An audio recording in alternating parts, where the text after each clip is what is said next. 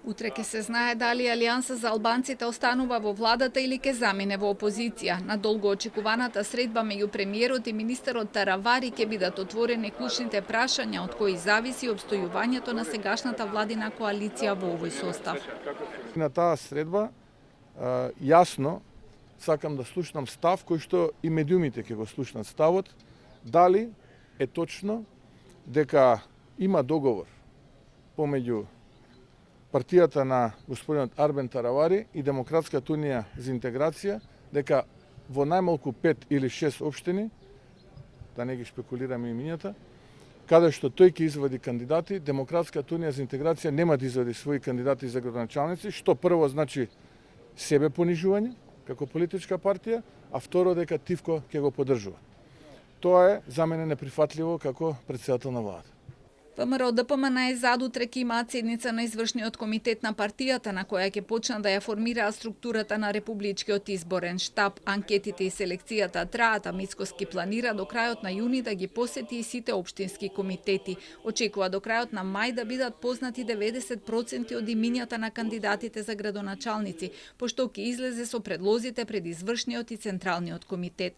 По положувањето на цвеќе на гробот на Гоце Делчев во црквата Свети Спас се поздравија со председателот на СДСМ Венко Филипче, кој исто така положи цвеќе. Тој пак рече дека и кај нив процесот за селекција е почнат и денови веќе ги објават првите имиња. Повеќето од актуелните градоначалници ќе влезат во трка за уште еден мандат.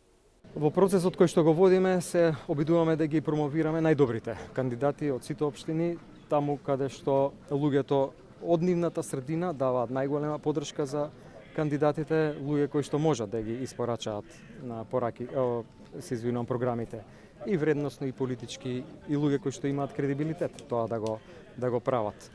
На Централниот одбор се донесе одлука и официјално да започнат постапките за кандидирање, меѓутоа еден дел од кандидатите веќе се знаат, тоа се еден дел од сега актуелните градоначалници и тие имиња ќе ги соопштиме во текот на следната недела.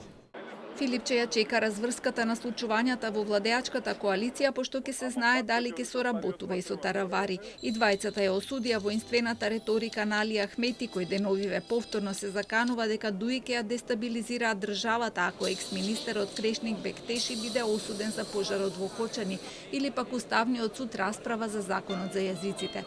Мицкоски му порача на лидерот на ДУИ да не гледа во минатото, туку во иднината, иако е мудар како што се представува да извлече pouка и наместо да се заканува да направи структурни програмски и кадровски реформи.